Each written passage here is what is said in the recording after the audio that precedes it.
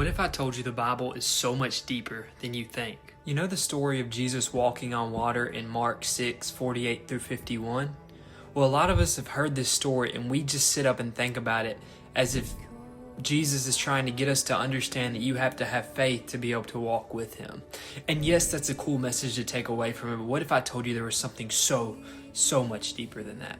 For this, you have to flip back to Job chapter 9, verse 8 with me. Okay, now that you're there, you see it says, "He alone stretches out the heavens and treads on the waves of the sea."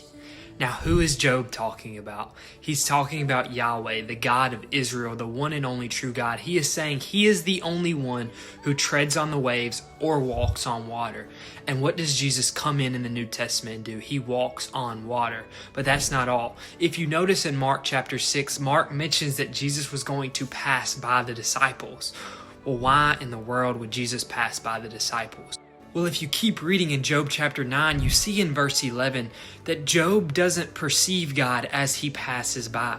So we look at the disciples and we see that they did not perceive Jesus because they thought he was a ghost. And also we see that the Bible mentions that their hearts were hardened to him in the same way that Job was in this moment. So ultimately what it's getting at is Jesus is himself God. And Mark and Matthew, when they're recording this event, are tying it back to Job chapter 9 to prove this about Jesus and how the disciples' hearts were ultimately hardened to understanding who Jesus was. If that taught you something, consider subscribing and share it with a friend.